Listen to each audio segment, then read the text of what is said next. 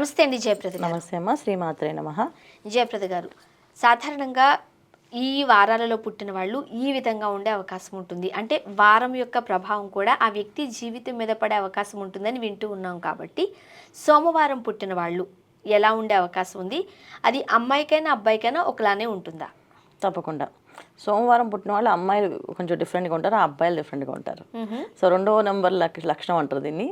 అలాగే చంద్రుడు ఒక కారకత్వంతో ఉంటారు. సో చంద్రుడు అనగానే ఇక్కడ 16 కళలు ఉంటాయి వీళ్ళల్లో. సో 16 కళల లాగా వీళ్ళు క్షీణచంద్రుడు, పూర్ణచంద్రుడు అనే లక్షణాలు కూడా ఉంటాయి. ఓహో.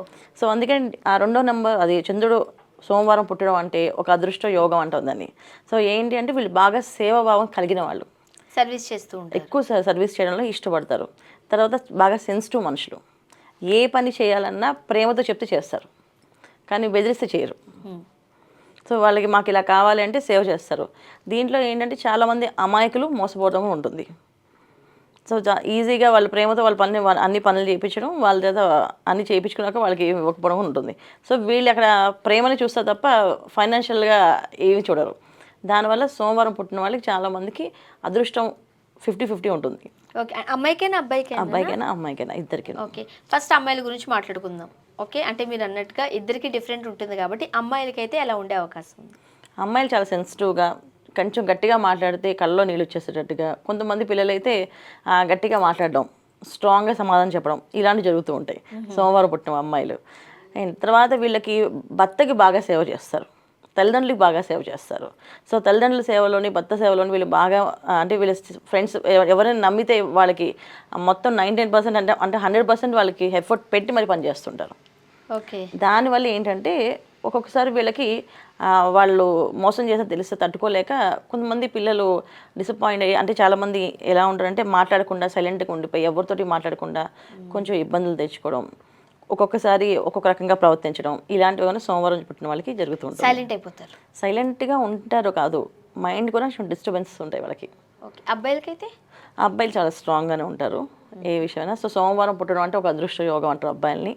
సో వాళ్ళకి సోమవారం ఒక ఇంట్లో ఒక అబ్బాయి పుట్టాడు అంటే ఆ వంశానికి అభివృద్ధి తెస్తాడు, ఆ వంశంలో వారికి మంచి పేరు తెచ్చుకుంటాడు అనే బాగా నమ్ముతారు అనమాట. ఓకే. చంద్రుడి ఆకర్షణతో అబ్బాయిలు అయితే ఉంటారు. ఓకే. మరి సోమవారం పుట్టిన వాళ్ళు ఏం చేయొచ్చు, ఏం చేయకూడదు? వీళ్ళ తల్లిదండ్రులు ఎప్పుడు సేవ చేస్తూనే ఉంటారు నాన్న, కానీ పాద నమస్కారం చేసి వెళ్ళాలి బయటికి వెళ్ళేటప్పుడు. వీళ్ళు అది మిస్ అవుతారు, అన్ని పనులు చేస్తారు, తల్లిదండ్రులకి కాళ్ళ నమస్కారం చేయడం మర్చిపోతుంటారు వీళ్ళు. సో కాళ్ళ నమస్కారం చేసి బయటికి వెళ్ళడం వల్ల వీళ్ళకి పని సక్సెస్ అవుతుంది. సో జీవిత భాగస్వామిని బాగా చూసుకోవడం వల్ల వీళ్ళకి బాగుంటుంది లైఫ్. చాలామంది ఏంటంటే వీళ్ళకి డిఫరెంట్ జీవిత భాగస్వాములు వస్తారు, ఎప్పుడు కూడా పాజిటివ్గా రారు. వీళ్ళు పాజిటివ్గా ఉంటారు, వాళ్ళు నెగిటివ్గా ఉంటారు. అందువల్ల వాళ్ళతో ఎక్కువగా కలవరు, కానీ వీళ్ళు కలుపుకొని వాళ్ళని బాగా చూసుకోవడం, తల్లిదండ్రులకి ఎక్కువ కాళ్ళ నమస్కారం చేసి బయటికి వెళ్ళడం వల్ల కలిసి వస్తుంది వీళ్ళకి. ఓకే. సో అంటే సోమవారం పుట్టిన వాళ్ళు ఏ దేవుణ్ణి ఆరాధిస్తే మంచిది?